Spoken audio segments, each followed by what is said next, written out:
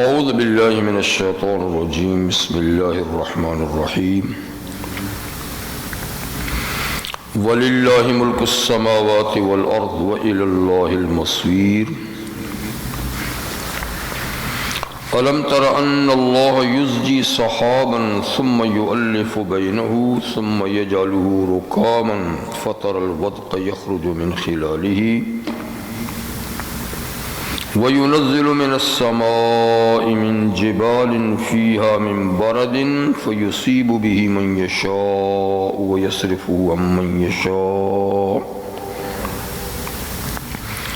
يَكَادُ سَنَا بَرْقِهِ يَذْهَبُ بِالْأَبْصَارِ يُقَلِّبُ اللَّهُ اللَّيْلَ وَالنَّهَارَ وَإِنَّ فِي ذَلِكَ لَعِبْرَةً لِأُولِي الْأَبْصَارِ واللہ خلق کل دابۃ من ماء فمنہم من یمشی علی بطنہ ومنہم من یمشی علی رجلین ومنہم من یمشی علی اربع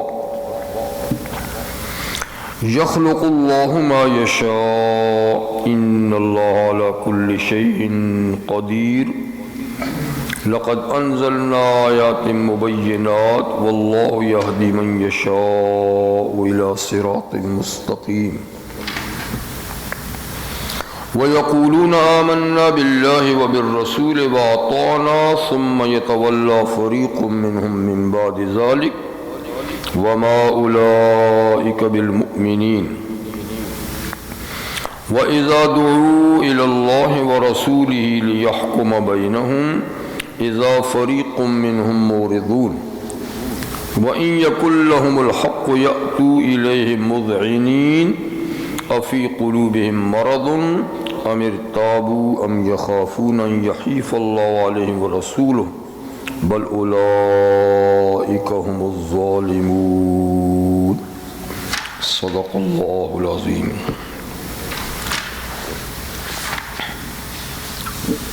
سورہ نور کی آیت نمبر 42 سے آیت نمبر 50 تک آیات اس وقت آپ کے سامنے تلاوت کی گئیں۔ ان آیات مبارکہ سے پہلے کافروں کے اعمال کی دو مثالیں اللہ تعالیٰ نے بیان فرمائیں۔ ایک میں ان کے وہ اعمال جس کے بارے میں وہ امید رکھتے تھے کہ قیامت کے دن نفع بخش ہوں گے، تو اس کی مثال سراب کے ساتھ دی، چمکتی ریت جو دور سے پانی نظر آتی ہے، تو وہاں پہنچو تو کچھ بھی نہیں ہوتا۔ تو جن اعمال کا انہوں نے کفر کے ساتھ آخرت میں اچھے بدلے کی توقع کی تھی، وہ سراب ثابت ہوں گے، کچھ بھی نہیں ہوگا۔ اور دوسری یہ تو اس کفر کے طبقے کی مثال ہے جو کافر ہیں لیکن آخرت کا بھی کچھ نہ کچھ عقیدہ رکھتے ہیں۔ دوسری مثال ان لوگوں کی ہے جو کفر میں بہت زیادہ مضبوط ہیں اور ان کا کوئی نیکی کے اجر و ثواب پر بھی اعتقاد نہیں اور آخرت پر بھی کوئی اعتقاد نہیں۔ تو اس کی مثال اللہ تعالیٰ نے اس شخص کی دی جو سمندر کے سفر میں ہو اور موجوں پر موجیں اٹھ رہی ہوں، رات کی تاریکی بھی ہو، بادل کی تاریکی بھی ہو، موجوں کی تاریکی بھی ہو، تو تاریکی پر تاریکی، اتنی زبردست تاریکی کہ اپنا ہاتھ بھی جس میں نظر نہ آئے۔ تو یعنی جو لوگ کفر میں پکے ہیں وہ اتنی ہی تاریکی میں ہیں جن کو قریب تر چیز بھی نظر نہیں آتی۔ اور بات یہ ہے کہ جیسے اللہ تعالیٰ نور ایمان نصیب نہ فرمائے اسے نور نہیں مل سکتا۔ یہ باتیں دو مثالیں تھیں، اور اس کے بعد پھر اللہ تعالیٰ نے دوبارہ اپنی توحید کے اور اپنی قدرت کے دلائل بیان فرمائے، تو اس میں اس چیز کو بیان فرمایا کہ دیکھو کائنات کی ہر شے اللہ کی تسبیح خواہ ہے، ہر چیز اللہ تعالیٰ کی تسبیح بیان کرتی ہے، اور پرندے بھی صف بستہ فضا میں اڑتے ہیں وہ اللہ کی تسبیح بیان کرتے ہیں، یعنی آسمانوں کی مخلوق، زمین کی مخلوق، فضائی مخلوق، اور یہ ساری کی ساری مخلوق اللہ تعالیٰ کی نماز کیسے پڑھی جاتی ہے، کیونکہ نماز ہر مخلوق پڑھتی ہے، لیکن ہر مخلوق کی نظام یعنی نماز کا طریقہ اپنا ہے، تو ہر مخلوق جانتی ہے کہ اللہ کی نماز کیسے پڑھی جاتی ہے اور اللہ کی تسبیح کیسے بیان کی جاتی ہے۔ یہ سب چیزیں اللہ تعالیٰ نے ان کو فطرتی طور پر سمجھائی ہوئی ہیں، تو اپنے اپنے ڈھنگ سے طریقے سے وہ نمازیں بھی پڑھتی ہیں، ہر مخلوق تسبیح بھی بیان کرتی ہے۔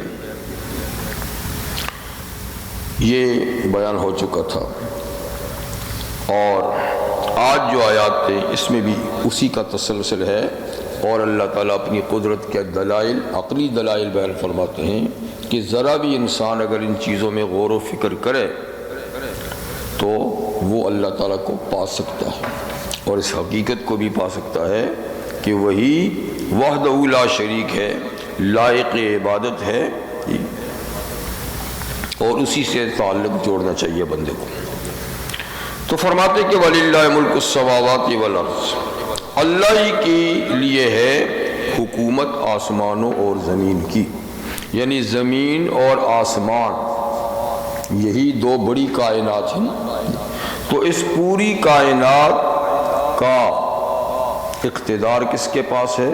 اللہ کے ہاتھ میں، تصرف اللہ کے ہاتھ میں، اس پوری کائنات میں اسی کی حکمرانی چلتی ہے۔ جب زمین و آسمان کی ہر چیز کی حکومت اللہ کے ہاتھ میں ہے تو کوئی یہ نہ سمجھے کہ وہ اللہ تعالیٰ کی گرفت سے، اس کی پکڑ سے نکل جائے گا، بلکہ وَإِلَى اللَّهِ الْمَصِيرُ، بالآخر یہ کائنات اللہ نے جو کس حکمت کی تحت بنائی ہے، ایک وقت اس کا خاتمہ بھی ہو جائے گا، اور خاتمے کے بعد بالکل خاتمہ نہیں ہو جائے گا، وَإِلَى اللَّهِ الْمَصِيرُ، اللہ کی طرف سارے پلٹ کے جائیں گے، اور حساب کتاب کا مرحلہ آئے گا اور جزائے عمل کا مرحلہ آئے گا۔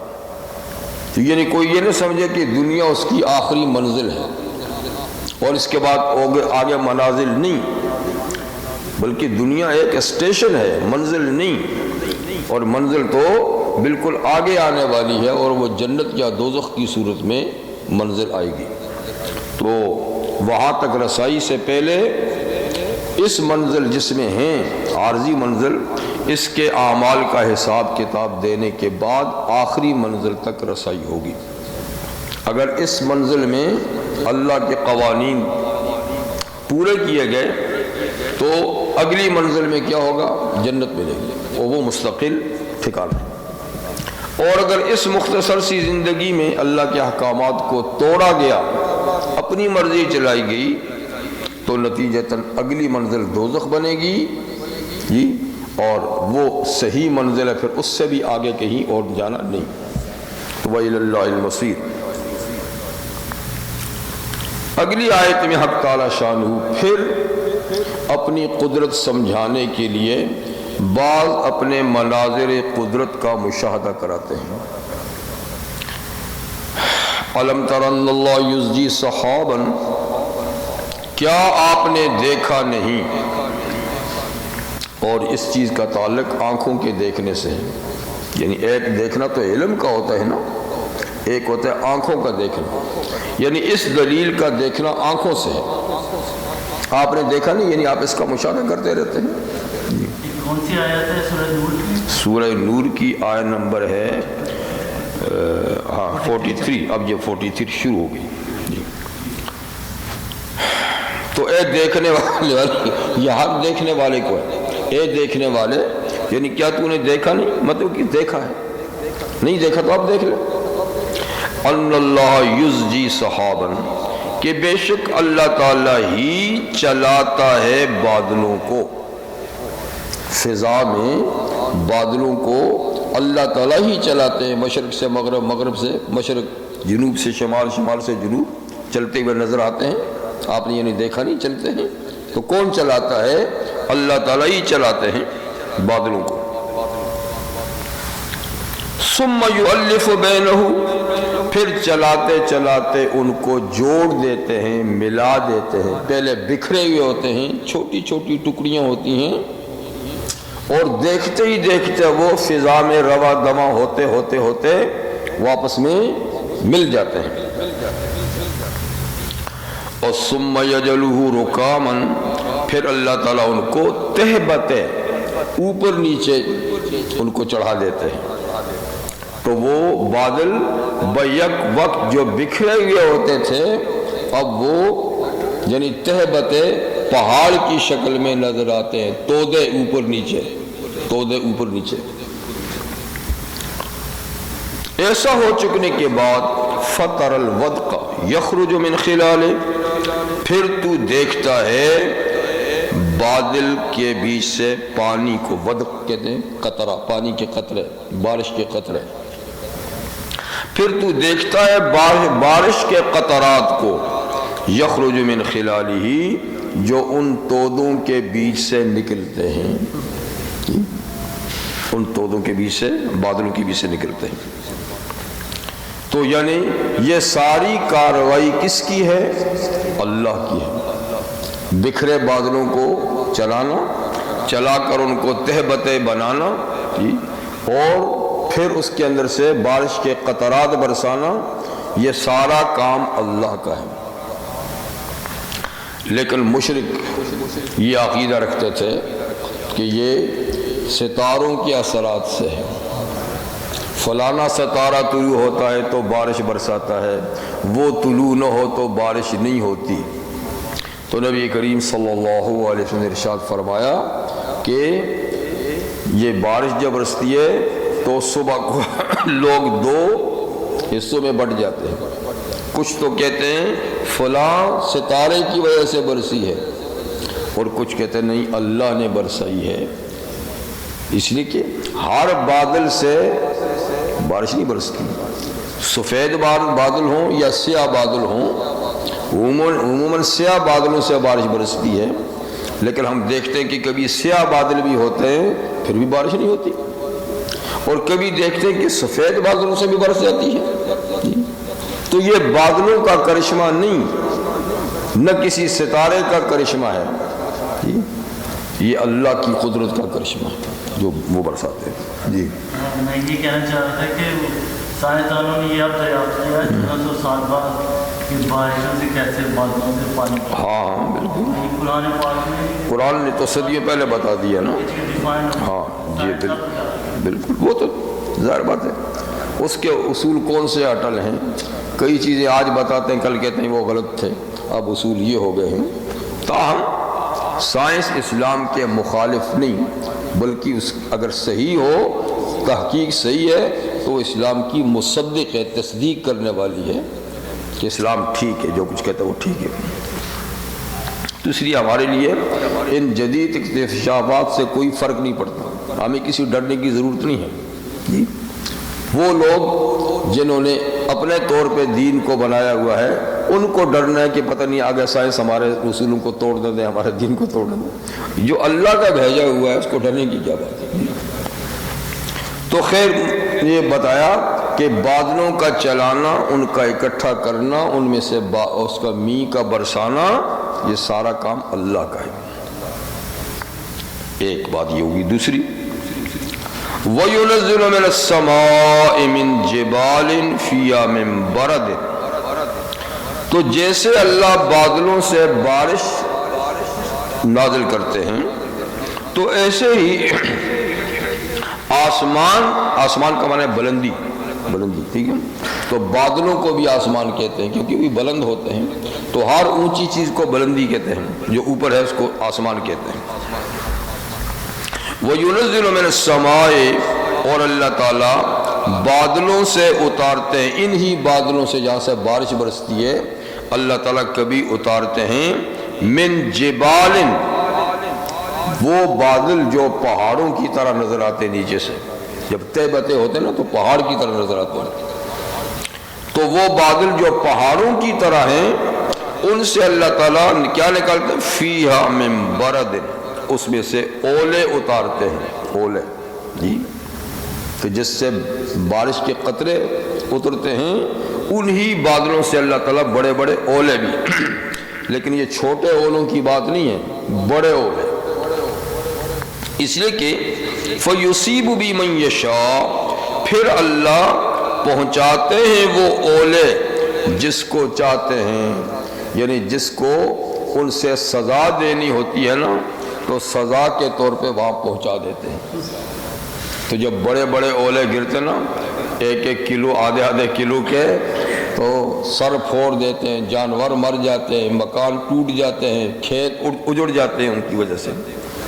تو کبھی کبھی ایسا بھی ہوتا ہے، یہاں بھی کئی دفعہ ہوا، ایک دفعہ تو میں خود رستے میں تھا خود، تو آدھا کلو کا اوپر پڑا بس گاڑی پہ، ایک دم گاڑی وہی رک گئی جی، تو بہرحال اوپر سے یعنی ٹیڑھی بھی ہوگی، تو بڑی مشکل سے لوگوں نے ادھر ادھر گاڑیاں پارک کی، لیکن یہ کیا نام ہے والڈورف کے ایریے میں جی۔ تو ایسا میرے ساتھ تو ایک ہی دفعہ معاملہ ہوا، لیکن آپ سنتے ہیں کہ کبھی کبھی بڑے بڑے جی اولے پڑتے ہیں جی۔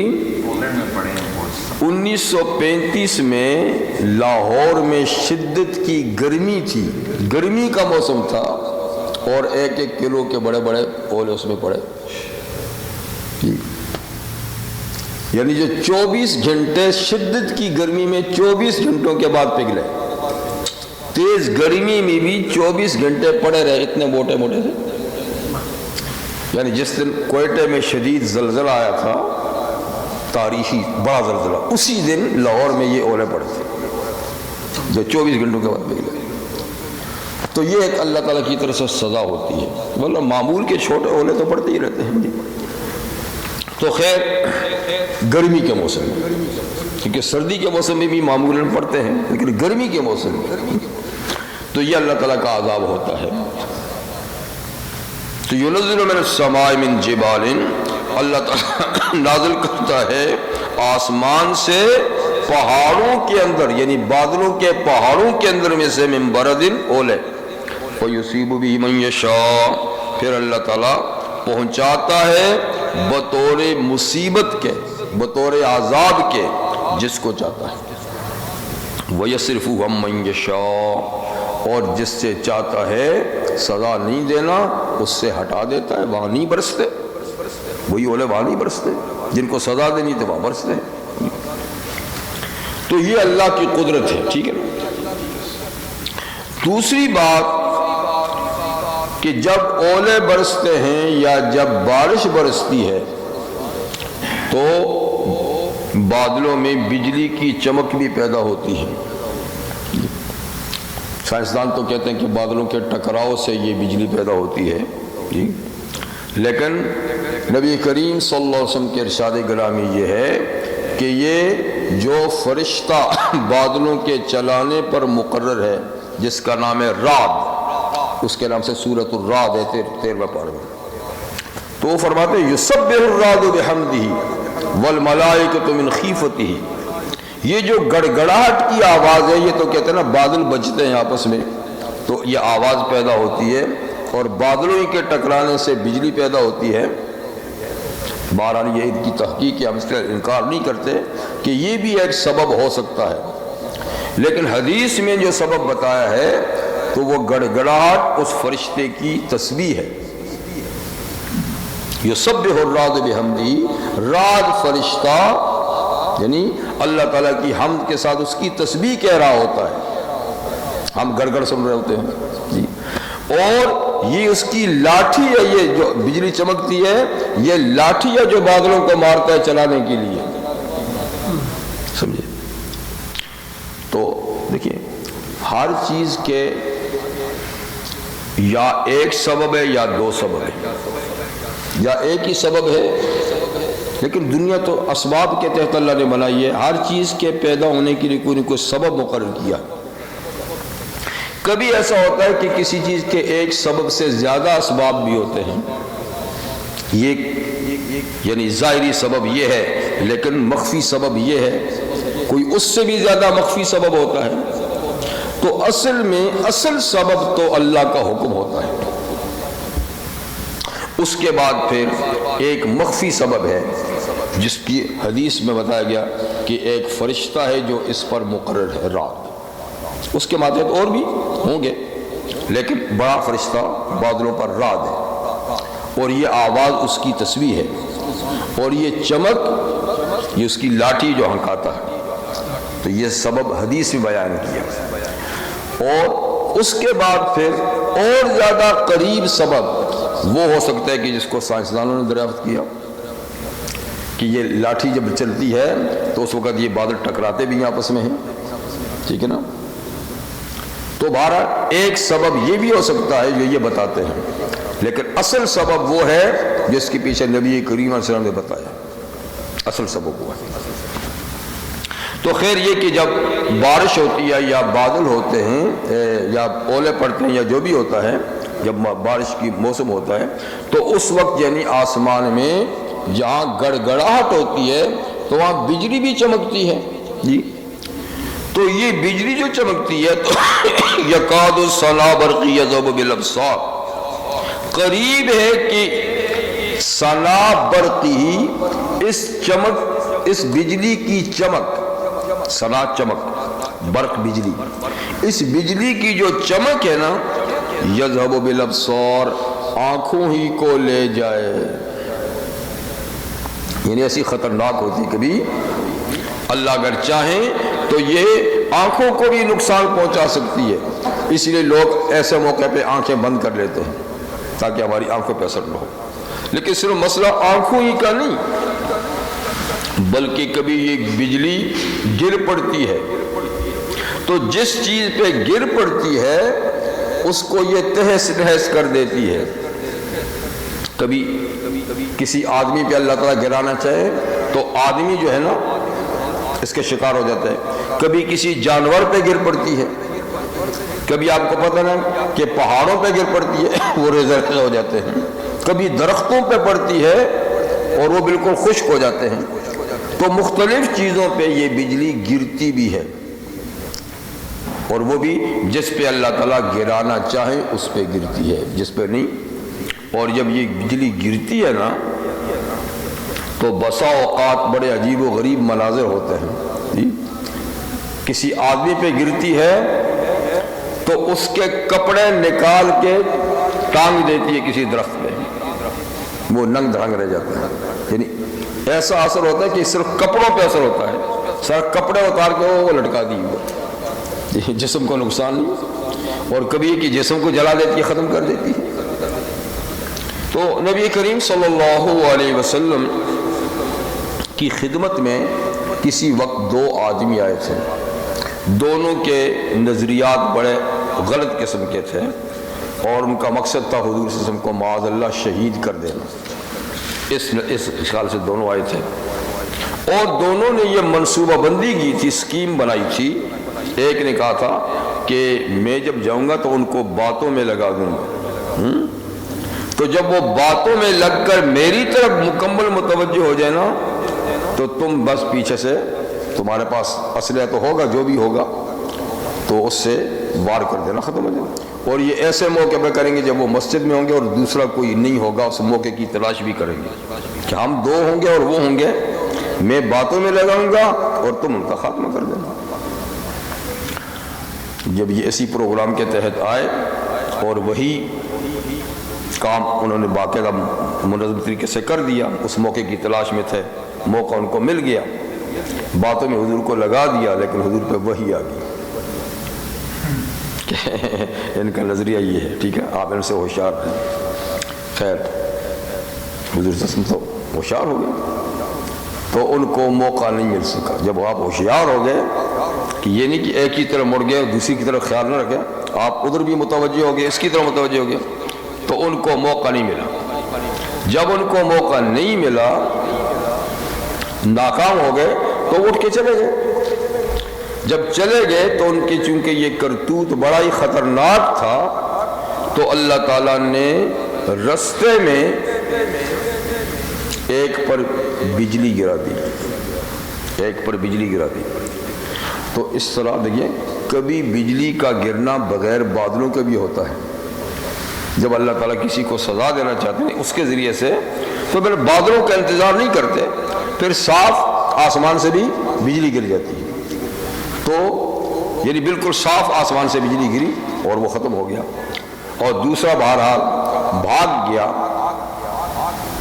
اور اس نے ملک الموت کو بھی برا بھلا کہا, کچھ جیسے بھی کہا, اور آگے رستے میں جا کر اللہ تعالیٰ نے اس پر کوئی بیماری ایسی مسلط کی کہ اس بیماری کی وجہ سے وہ اپنی منزل تک رسائی حاصل نہیں کر سکا.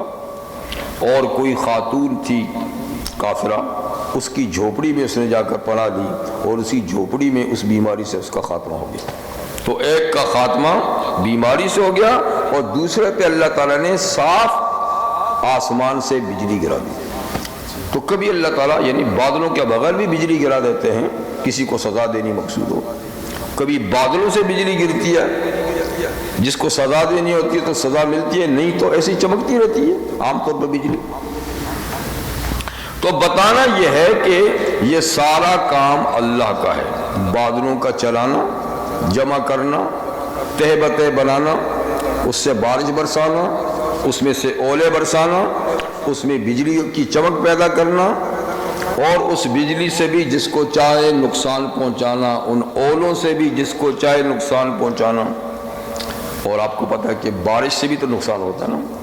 جب وہ اصل مقدار سے اللہ زیادہ برساتے ہیں تو سیلاب کی صورت ہوتی ہے, مکان بہہ جاتے ہیں, لوگ بہہ جاتے ہیں, کھیت اٹھ. تو ہر چیز کی ایک لمٹ ہے, اس تک ہو تو وہ اللہ کی رحمت ہے, جب اس سے معاملہ بڑھ جائے تو وہ اللہ کا عذاب ہوتا ہے. یقلب اللہ اللیل والنہار. اس کے بعد اللہ تعالیٰ ایک اور اپنی قدرت کی دلیل یہ بیان فرماتے ہیں کہ دن رات کو بھی پلٹیاں اللہ دیتے ہیں. دن رات کو عدل بدل کرنا بھی اللہ کا کام ہے کہ دن کے بعد رات اور رات کے بعد دن جو آتا ہے تو یہ اللہ تعالیٰ کرتے ہیں. اور پھر ایک تو دن رات کی تقریب کا یہ معنی کہ آگے پیچھے امکان جی, اور بغیر کسی وقفے کے, یہ نہیں کہ آج دن تھوڑا سا تاخیر سے آ گیا تو بیچ میں نہ رات رہی نہ دن رہا, ایسا ہے ہی نہیں. یا آج رات تھوڑی سی دیر سے آ گئی, دن پہلے چلا گیا, اس کبھی نہیں ہوا, کبھی بھی نہیں ہوا اور نہیں کبھی ہوگا. تو پورے تسلسل سے اور بغیر وقفے کے دن کے پیچھے رات, رات کے پیچھے دن اللہ تعالیٰ نے لگائے. ایک دوسرا معنی اس کا ہے کہ رات دن میں کمی کرنا. ایک بدلنے کا معنی تو یہ نا آگے پیچھے. ایک اس کا معنی ہے کمی بیشی, کبھی رات بڑی ہو جاتی ہے, کبھی دن بڑا ہو جاتا ہے, کبھی دن چھوٹا ہو جاتا ہے, رات بڑی ہو جاتی ہے.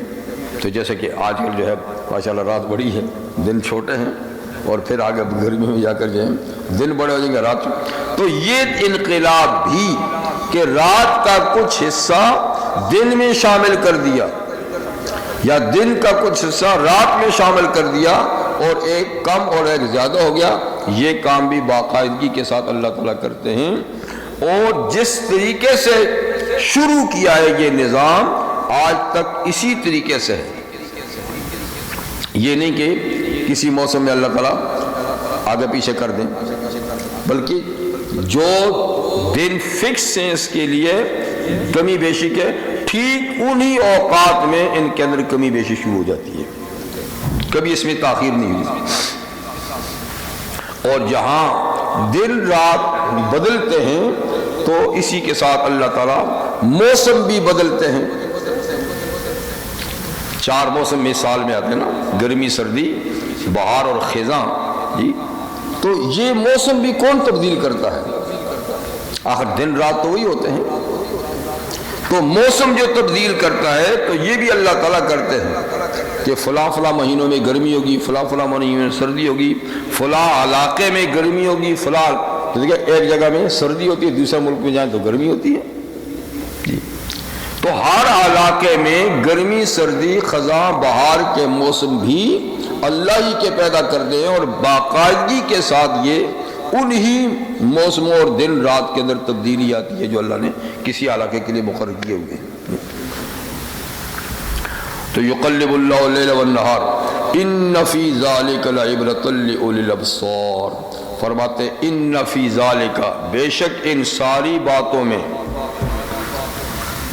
بادلوں کے چلانے سے لے کر بارش اور اولے اور بجلی کی چمک اور دن رات کی پلٹیاں، ان ساری باتوں میں لعبرتن، البتہ دلیل ہے۔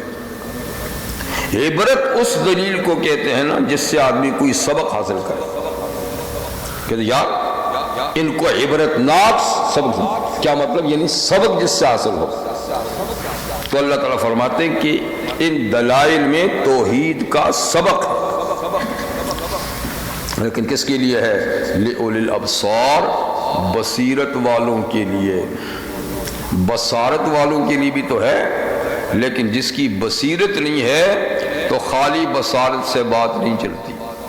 تو بصارت یہ آنکھیں ہیں اور بصیرت دل کی آنکھیں۔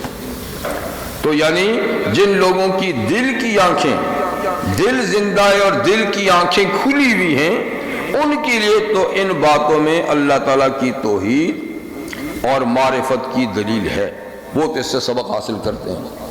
لیکن جن کی یہ آنکھیں کھلی ہیں اور یہ بند ہیں تو پھر ان کے لیے کچھ بھی نہیں ہے، وہ تو سب کچھ کو دیکھتے ہیں اور پھر اللہ کو نہیں پہچانتے۔ سب کچھ کو دیکھتے ہیں تو دیکھیں ساری دنیا سب چیزیں دیکھ لی ہیں، یہ سارے انقلابات ان کے سامنے آتے ہیں، لیکن کبھی انہوں نے اس میں غور کرنے کی تو یعنی تکلیف نہیں برداشتی کہ غور کریں کہ یہ کام کرتا کیا ہے، اس کے پیچھے ہاتھ کس کا ہے۔ اس لیے کہ ان کی یہ صرف آنکھیں کھلی ہیں اور ادھر کی آنکھیں بند ہیں، تو جس کی یہاں کی آنکھیں کھلی ہو جائیں تو پھر یہ بند بھی کیوں نہ ہوں، وہ پھر ایک ایک چیز کی تہ میں جا کر اس سے سبق حاصل کرتا ہے، اس سے معرفت حاصل کرتا ہے۔ اسی سلسلے میں اگلی آیت کے اندر بھی دلائل ہیں۔ وَاللَّهُ خَلَقَ كُلَّ دَابَّةٍ مِّن مَّاءٍ، اور اللہ تعالیٰ ہی نے پیدا کیے ہیں جانور۔ دابہ کا لفظ خصوصی طور پہ گھوڑے کے لیے بھی استعمال ہوتا ہے، صرف گھوڑے کو بھی دابہ کہتے ہیں، لیکن لغوی معنی کے لحاظ سے دابہ ہر اس چیز کو کہتے ہیں ما یدب علی الارض، جو زمین پر چلتی ہو۔ ما یدب، جو زمین پر چلتی ہو، تو اس چیز کو بھی دابہ کہتے ہیں۔ اور یہاں دابہ سے یہی معنی مراد ہے، جو زمین پہ چلنے والی چیز ہے۔ تو زمین پہ چلنے والی جو مخلوق ہے، فرمایا کہ یہ مخلوق کس نے پیدا کی ہے؟ یہ ساری مخلوق اللہ کی پیدا کرتا ہے۔ اور اس مخلوق کو اللہ نے پیدا کس چیز سے کیا ہے؟ فرمایا کہ من ماء، زمین پہ چلنے والی مخلوق کو اللہ نے پانی سے پیدا کیا ہے۔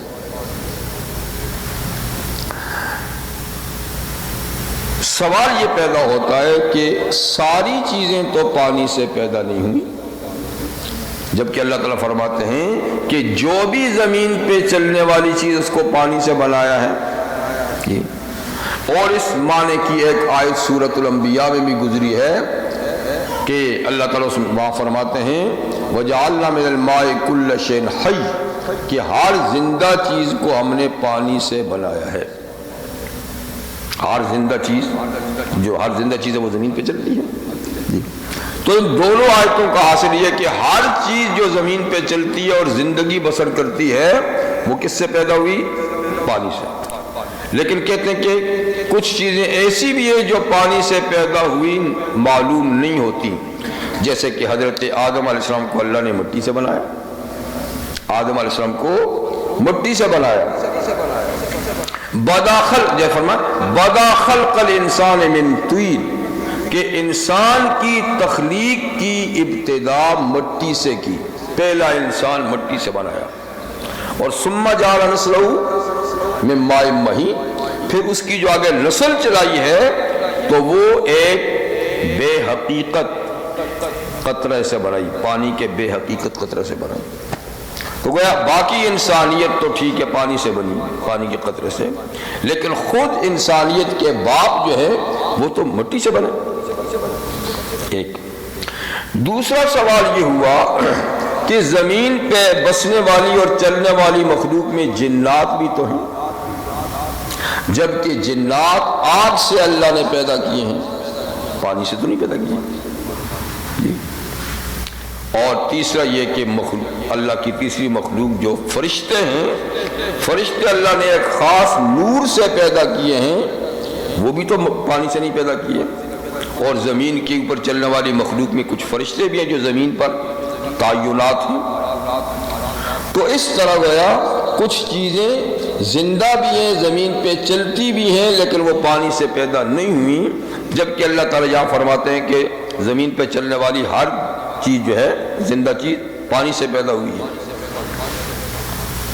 تو اس سوال کا جواب یہ ہے کہ یہ ٹھیک ہے کہ حضرت آدم علیہ السلام مٹی سے پیدا ہوئے، لیکن مٹی ان کے اجزائے ترکیبی کا غالب حصہ ہے۔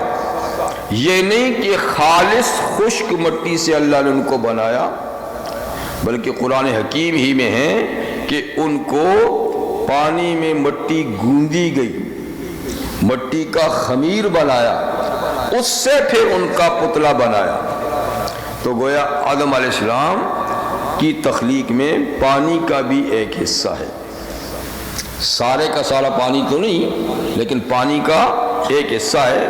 عناصر اربع یعنی 4 عنصر جو ہے نا، اس میں ایک پانی بھی ہے، مٹی جو سب سے غالب عنصر ہے، پانی دوسرا عنصر ہے، آگ تیسرا عنصر ہے، ہوا چوتھا عنصر ہے۔ تو یہ 4 بڑے عناصر ہیں، پارٹ ہیں، جن سے آدم علیہ السلام کی تخلیق ہوئی، تو وہ پانی اس میں شامل ہے۔ باقی رہی بات فرشتوں اور جنات کی، تو یہ سائنسی تحقیق سے یہ بات ثابت ہے کہ پانی خود جو ہے وہ 2 گیسوں کا مرکب ہے، آکسیجن اور ہائیڈروجن، یہ دونوں گیس ہیں۔ یہ دونوں گیس جب ایک خاص مقدار میں ہوتے ہیں تو اس سے پانی وجود میں آتا ہے۔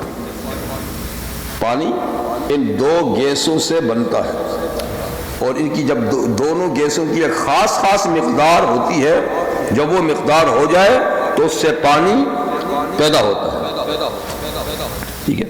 جب ان 2 گیسوں سے پانی پیدا ہوتا ہے تو پھر اس میں جو آکسیجن ہے، اس میں نار یعنی آگ جو ہے نا، اس کا عنصر بھی شامل ہوتا ہے۔ جس چیز میں آکسیجن میں یعنی اس آکسیجن کو آگ لیتی ہے کہ جس میں آگ کا عنصر ہوتا ہے، تو اس کے قریب آگ کرو نا تو وہ بھڑک اٹھتا ہے۔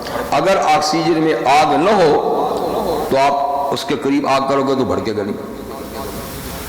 تو آگ لینے کے لیے ضروری ہے اس کے اندر ایک آگ کا عنصر ہے، جی۔ جب آکسیجن میں آگ کا عنصر ہے، ٹھیک نا، تو جنات جو آگ سے بنے ہیں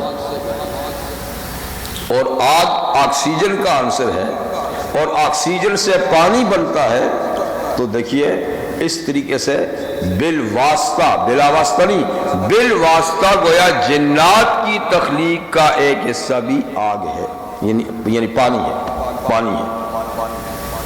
سمجھے بات؟ تو جب جنات کے لیے پانی ثابت ہوا تو فرشتے جو نور سے بنے ہیں، تو نور بھی ایک نار کی طرح ہی روشن چیز ہے، ہو سکتا ہے کہ اس کے عنصر میں بھی آگ کا اثر ہو، نور کے اندر بھی نار کا اثر ہو۔ اگر اس کے اندر بھی اثر ہے تو گویا فرشتوں کی تخلیق کا ایک حصہ بھی نار ہوا، اور نار وہ آکسیجن کا حصہ ہے، اور آکسیجن سے پانی بنتا ہے، تو یوں بالواسطہ گویا ان کی تخلیق کا بھی ایک حصہ پانی ہے۔ تو اس طرح ہر زندہ چیز گویا پانی سے ہے، چاہے بلا واسطہ ہے چاہے بالواسطہ ہے، سمجھے بات؟ لیکن بعض اہل علم فرماتے ہیں کہ جس پانی سے اللہ نے اس مخلوق کی تخلیق کا فرمایا ہے کہ ہر چیز کو ہم نے پانی سے بنایا ہے، اس سے یہ پانی مراد نہیں جس کو ہم پیتے ہیں اور جو ہم استعمال میں لاتے ہیں، بلکہ یہاں پانی سے مراد ہے اصل الموجودات، ہر موجود چیز کو اللہ تعالیٰ نے جس چیز سے بنایا ہے اس کو بھی ماں کہتے ہیں، اس کو بھی پانی کہتے ہیں، اس کو بھی پانی کہتے ہیں۔ تو کوئی ہر موجود چیز کا اصل کیا ہے؟ پانی ہے۔ یہ پانی نہیں جس کو ہم پانی سمجھتے ہیں، اس کے علاوہ ہر موجودات جس چیز سے وجود میں آئی ہے اس کا نام بھی کیا ہے؟ پانی۔ اچھا، اس کی دلیل مفسر بغوی رحمہ اللہ نے حضرت عبداللہ بن عباس رضی اللہ عنہ کی ایک حدیث سے نقل کی ہے۔ عبداللہ بن عباس رضی اللہ عنہ فرماتے ہیں کہ حق تعالی شانہ نے سب سے پہلے موجودات کو وجود بخشنے سے پہلے ایک جوہر پیدا کیا تھا جو انتہائی خوبصورت اور انتہائی چمکدار جوہر تھا، یعنی موتی کہیں اس کو یا کسی بھی شکل میں کہیں، بہت ہی خوبصورت اور بہت ہی چمکدار۔ تو اللہ تعالیٰ نے پھر اس پر اپنی تجلی قہری، غصے کی تجلی اس پر ڈالی، اس جوہر پہ، تو وہ پانی ہو گیا، پانی میں بدل گیا۔ جب وہ پانی میں بدل گیا تو اللہ تعالیٰ نے پھر اس پانی سے ساری موجودات بنائی ہیں۔ تو معلوم ہوا کہ جس پانی سے اللہ تعالیٰ ہر چیز کے پیدا کرنے کے ذکر کرتے ہیں، اس کا اصل وہ جوہر ہے جو اللہ نے سب سے پہلے پیدا کیا اور پھر اس پہ قہری تجلی ڈالی جس سے وہ پانی ہو گیا۔ اور یہ آپ جانتے ہیں کہ یہ جو مختلف دھاتیں ہیں، سونا ہے، چاندی ہے، لوہا ہے، تانبا ہے، یہ جتنی دھاتیں ہیں، ان پر ایک خاص ٹمپریچر کے تحت اگر اس کو حرارت اور گرمی پہنچائی جائے تو آپ دیکھتے ہیں کہ یہ پانی ہو جاتے ہیں۔ یعنی ان دھاتوں کے اوپر اگر خاص اندازے کا ایک ٹمپریچر گرمی کا ڈالا جائے نا، حرارت کا، تو یہ چیزیں پگھل کے پانی ہو جاتی ہیں۔ تو گویا پانی ہر چیز کی اصل ہے، پانی ہر چیز کی اصل ہے۔ اور پانی کیسے بنا؟ وہ جوہر پہ نظر قہری ڈالنے سے بنا۔ تو اس لیے فرماتے ہیں کہ یہاں جس پانی سے موجودات کی تخلیق کا ذکر اللہ تعالیٰ فرماتے ہیں تو یہ ہمارا استعمال کا پانی نہیں، بلکہ اس پانی سے وہ پانی مراد ہے۔ چلو اللہ تعالیٰ بہتر جانتے ہیں۔ وَاللَّهُ خَلَقَ كُلَّ دَابَّةٍ مِّن مَّاءٍ، اللہ تعالیٰ نے ہر زمین پہ چلنے والی زندہ چیز کو کس سے بنایا؟ پانی سے۔ پانی اصل الموجودات۔ اب پھر اس مخلوق کی مختلف قسمیں ہیں۔ فَمِنْهُمْ مَن يَمْشِي عَلَى بَطْنِهِ، تو اس زندہ مخلوق میں سے جو زمین پہ چلتی ہے، بعض تو وہ ہیں جو اپنے پیٹ کے بل چلتے ہیں، اللہ نے پاؤں ان کو نہیں دیا، پاؤں نہیں دیا اور اپنے پیٹ کے بل رینگتے چلتے ہیں۔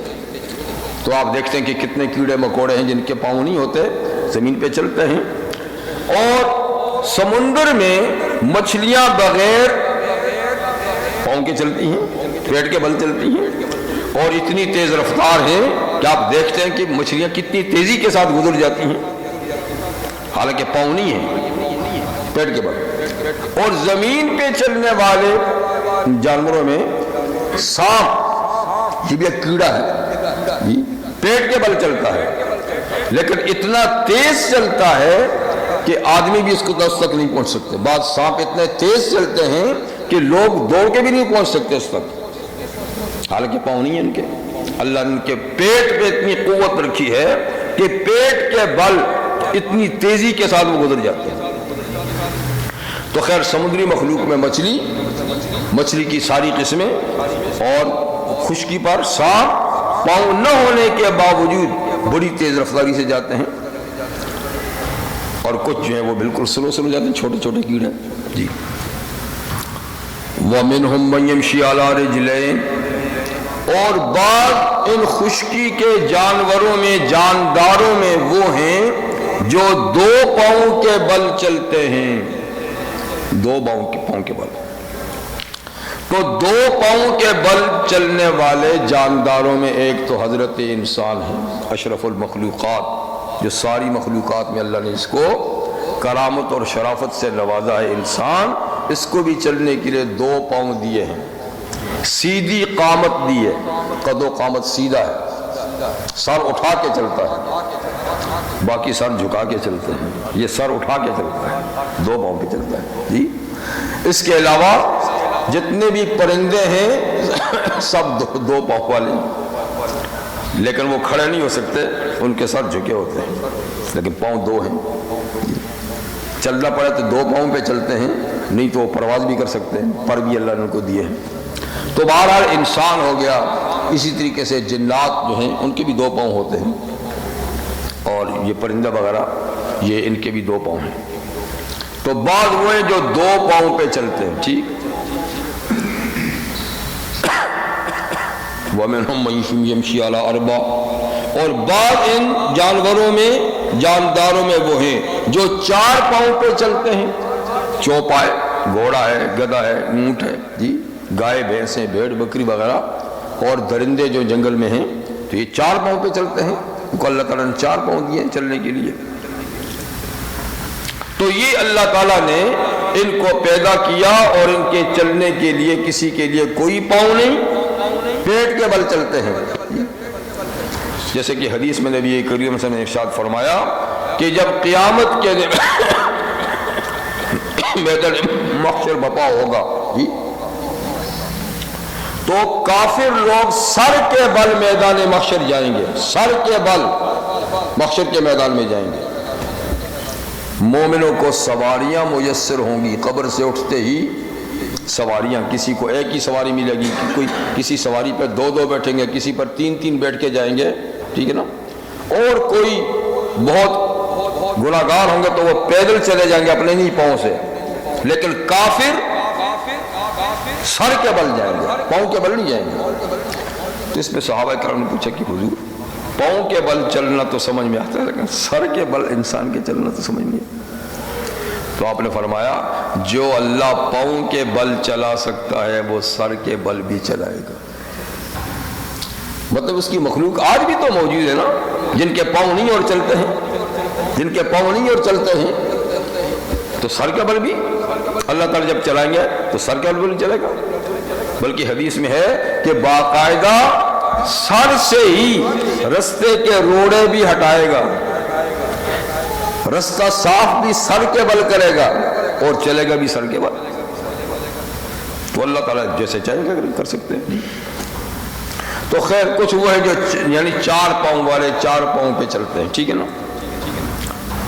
اور ابی بن کعب رضی اللہ عنہ کی جو قرات ہے، اس کی قرات میں یا ایک لفظ اور بھی ہے فاکثر، کہ 4 پاؤں سے زیادہ پاؤں والے بھی ہیں، یہاں تو نہیں ہے لیکن ان کی قرات میں یہ لفظ ہے کہ 4 پاؤں سے زیادہ پاؤں والے بھی ہیں جی۔ جیسے کہ کیکڑا، تو کیکڑے کے کتنے پاؤں ہوتے ہیں لیکن چلتا سلو ہے، پاؤں زیادہ ہوتے ہیں۔ اور اسی طریقے سے کل کھجور، جس کے بارے میں مشہور ہے، وہ کیڑا ہی ہے، کہتے ہیں اس کے 1000 پاؤں ہوتے ہیں، 1000 پاؤں، لیکن چلنے میں بے حد سلو، چلنے میں وہ بھی بے حد سلو ہے۔ تو مطلب کہ صرف پاؤں زیادہ ہونے سے کوئی تیزی کی بات نہیں ہے جی، کسی کے زیادہ پاؤں ہے لیکن رفتار سلو ہے، کسی کے کم پاؤں ہے لیکن رفتار تیز ہے۔ تو 4 پاؤں والوں میں چیتا کہتے ہیں 110 میل فی گھنٹہ دوڑتا ہے، جہاں آپ کی کار بھی نہیں جا سکتی، اگر آپ چلائیں گے تو ٹکٹ مل جائے گا، اس کو کون ٹکٹ دے گا۔ تو چیتا 110 کلومیٹر یا میل فی گھنٹہ بھاگتا ہے، اور بھیڑیا 80 میل فی گھنٹہ بھاگتا ہے۔ تو ایسے تیز رفتار جانور بھی ہیں، 4 پاؤں والے، سلو بھی ہیں۔ اسی طریقے سے 2 پاؤں والے تیز رفتار بھی ہوتے ہیں، سلو بھی ہوتے ہیں، اسی طریقے سے کسی کے زیادہ پاؤں ہیں لیکن وہ بالکل ایسا چلتا ہے۔ شیخ سعدی علیہ رحمہ اپنی کتاب گلستان میں ایک قصہ لکھتے ہیں، کہتے بڑے تعجب کی بات ہے کہ بے دست و پارا دیدم کے 1000 پارا بکشت، میں نے ایک بغیر ہاتھ پاؤں والے کو دیکھا، اس نے 1000 پاؤں والے کو مار دیا۔ یعنی اس کے اپنے تو ہاتھ پاؤں نہیں تھے لیکن اس نے 1000 پاؤں، یعنی وہی کن کھجور جو ہے نا وہ تو تیز تیز نہیں چل سکتا، آہستہ سا چلتا ہے نا، اس کے 1000 پاؤں ہیں، تو اس نے پتہ نہیں کہاں سے کوئی پتھر اٹھایا انہیں کسی طریقے سے لائے اور مر گیا۔ تو 1000 پاؤں والا یہ اس سے بچ کے بھاگ نہیں سکا، جبکہ اپنے بیچارے کے نہ پاؤں تھے نہ ہاتھ تھے۔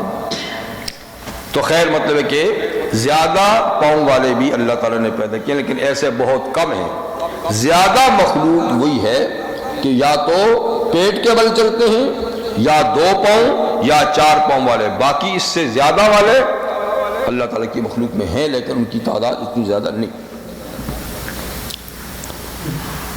یخلق اللہ ما یشاء، اللہ پیدا کرتا ہے جو چاہتا ہے، کوئی اس سے نہیں پوچھ سکتا کہ آپ نے ان کو پیٹ کے بل کیوں چلایا، پاؤں کیوں نہیں دیے جی، یا ان کو 2 دیے 4 کیوں نہیں دیا، یا 4 والوں کو 2 کیوں نہیں دیے، یا 8 کیوں نہیں دیے۔ تو کوئی اللہ سے پوچھنے والا نہیں، اس کی حکمت وہی جانتا ہے کہ اس کو پاؤں دوں گا تو وہ زیادہ خطرناک ثابت ہو سکتا ہے، جو پاؤں کے بغیر بھی اتنا جا سکتا ہے تو پاؤں دوں گا تو۔ یہ بھی شیخ سعدی الرحمن نے لکھا ہے کہ اگر اللہ تعالیٰ بکری کے 2 سینگ گدھے کو دے دیتے جی تو پھر تماشا دیکھتا نا کوئی اس پر کس طریقے سے سامان لاتا ہے۔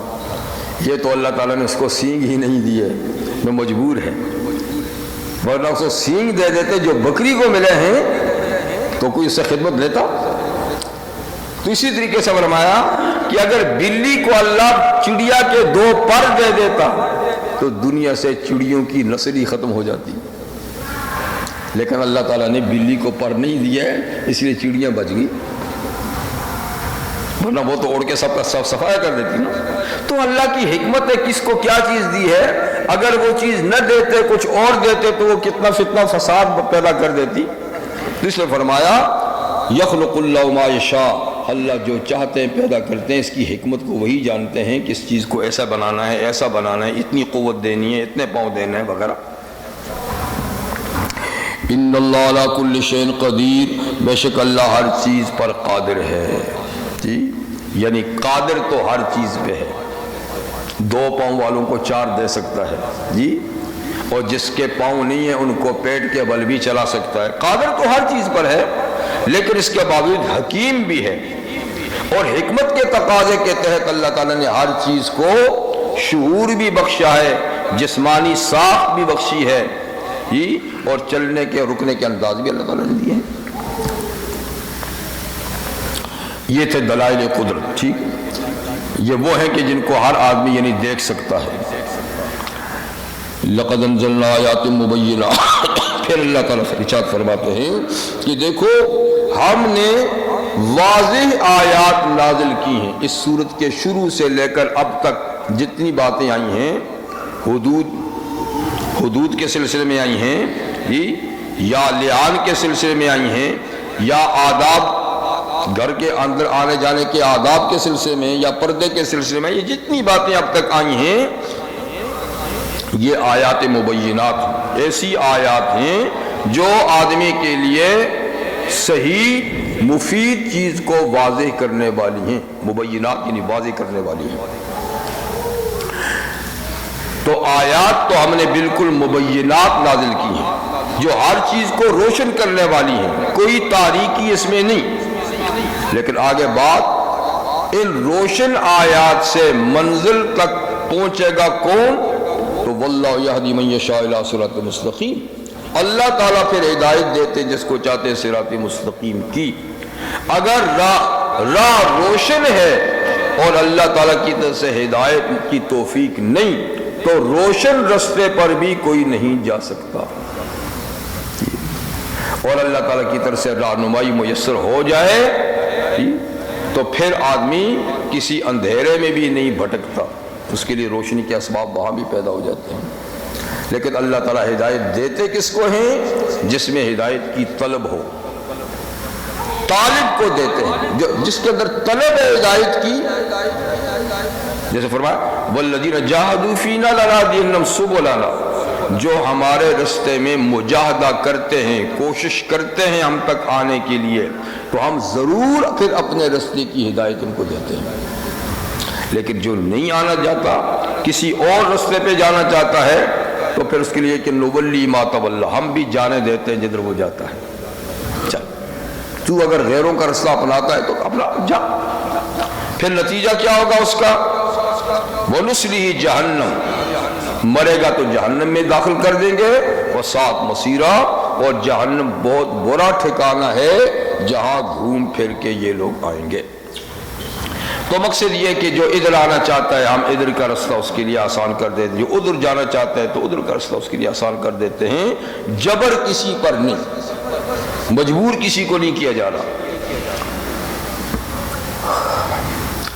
وَيَقُولُونَ آمَنَّا بِاللَّهِ، تو اس آیت میں فرمایا کہ اللہ تعالیٰ نے یعنی آیات مبینات بہرحال نازل کر دی ہیں، روشن آیات نازل کر دی ہیں۔ اب دیکھو کہ جانے والا اس کے مطابق چلتا یا نہیں چلتا۔ اگر کوئی چلنا چاہتا ہے تو اللہ اس کو صراط مستقیم کی ہدایت کرتے ہیں، نہیں چاہتا تو اس کی مرضی ہے۔ تو اب اگلی آیات میں اللہ تعالیٰ منافقین کا تذکرہ کرتے ہیں کہ دیکھو منافق بھی ایک طبقہ ہے جی، اور یہ روشن آیات ان کے سامنے ہوتی ہیں، وہ زبانی اقرار بھی کرتے ہیں، ان کا اللہ رسول پر ایمان کا اظہار بھی کرتے ہیں جی، اطاعت کا اقرار بھی کرتے ہیں، لیکن چونکہ دل ان کا اندھا ہے، دل میں کفر بستا ہے، نفاق بستا ہے، تو لہذا آیات مبینات کا اقرار بھی کرتے ہیں، اطاعت کا دم بھرتے بھی ہیں، پھر بھی ان کو اطاعت نصیب نہیں ہوتی، اس لیے کہ دل کے جو کھوٹے ہیں، دل کے جو مریض ہیں۔ وَيَقُولُونَ آمَنَّا بِاللَّهِ وَبِالرَّسُولِ وَأَطَعْنَا، کامیابی کی تین چیزیں ہیں جس کا اقرار منافق کرتا ہے، اقرار کرتا ہے، تصدیق نہیں کرتا، اقرار کرتا ہے۔ اور منافق لوگ کہتے ہیں آمنا باللہ، ہم اللہ پر ایمان لائے جی، وبالرسول، اور رسول صلی اللہ علیہ وسلم پر بھی ایمان لائے، دو، وَأَطَعْنَا، اور ہم نے اللہ رسول کی اطاعت بھی کی، اطاعت کا بھی اقرار کرتے ہیں۔ تو یہ تین چیزیں کامیابی کا گر ہیں، ایمان باللہ، ایمان بالرسول، اور اللہ اور رسول کی اطاعت، تو تینوں کا اقرار کرتے ہیں، لیکن یہ صرف اقرار ہے، تصدیق نہیں۔ ثُمَّ يَتَوَلَّى فَرِيقٌ مِّنْهُم مِّن بَعْدِ ذَلِكَ وَمَا أُولَٰئِكَ بِالْمُؤْمِنِينَ، پھر جاتے ہیں اللہ کی اطاعت سے، رسول کی اطاعت سے، ان میں سے کچھ لوگ پھر جاتے ہیں اس اقرار کے بعد، اپنے اس قول کے بعد۔ اس لیے فرمایا کہ یہ مومن نہیں ہے در حقیقت، کیونکہ مومن اقرار کے بعد پھرتا نہیں، اپنے اقرار پر برقرار رہتا ہے، اور یہ اقرار کے بعد چونکہ پھر جاتے ہیں، اطاعت کا دم بھرتے اطاعت کے لیے آتے نہیں، تو یہ اس بات کی دلیل ہے کہ یہ مومن نہیں، ان کا اقرار بھی درست نہیں۔ اور وہ کس طرح یہ پھر جاتے ہیں اس اقرار کے بعد؟ یہ کہ وَإِذَا دُعُوا إِلَى اللَّهِ وَرَسُولِهِ، جب ان کو کسی فیصلے کے لیے اللہ اور رسول کی طرف بلایا جاتا ہے، لِيَحْكُمَ بَيْنَهُمْ، تاکہ رسول اللہ ان کے اندر فیصلہ کریں۔ آؤ بھائی فیصلہ حضور سے کراتے ہیں، ٹھیک ہے؟ جب ان کو یہ کہا جاتا ہے تو اذا فریق منهم معرضون، تو اچانک ایک جماعت ان میں سے اس فیصلے سے اعراض کرتی ہے، منہ موڑ لیتی ہے، نہیں بھائی فلانے کے پاس جاتے ہیں فیصلے کے لیے۔ اس لیے کہ اگر تو یہ سمجھتے ہیں کہ فیصلہ ہمارے حق میں ہوگا، ہم حق پر ہیں، پھر تو ان کو حضور کے پاس فیصلہ لے جانے میں کوئی ہچکچاہٹ نہیں ہوتی، پھر تو دوڑتے ہی آتے ہیں ٹھیک ہے ٹھیک ہے۔ لیکن جب ان کو پتہ ہوتا ہے کہ ہم غلطی پر ہیں اور وہاں تو صحیح فیصلہ ہوگا بغیر کسی رعایت کے، بغیر کسی رشوت کے، بغیر کسی سفارش کے، اور وہ ہمارے حق میں نہیں جائے گا اور یہ فیصلہ اپنے ہی حق میں بہرحال کرانا چاہتے ہیں، تو پھر یہ حضور کی عدالت میں نہیں جاتے، کہتے ہیں فلانے سے کرا دو، فلانے سے کرا دو، جہاں دباؤ ڈال سکتے ہیں، جہاں رشوت چل سکتی ہے۔ تو حضرت علی رضی اللہ عنہ کا ایک مقدمہ تھا ایک منافق کے ساتھ، تو حضرت علی نے فرمایا کہ چلو حضور سے فیصلہ کراتے ہیں۔ منافق غلطی پر تھا، اس نے کہا نہیں یار، وہ کعب بن اشرف جو ہے نا یہودیوں کا بڑا لیڈر، وہ بھی تو فیصلے کرتا ہے نا بھائی، وہاں چلے جاتے ہیں۔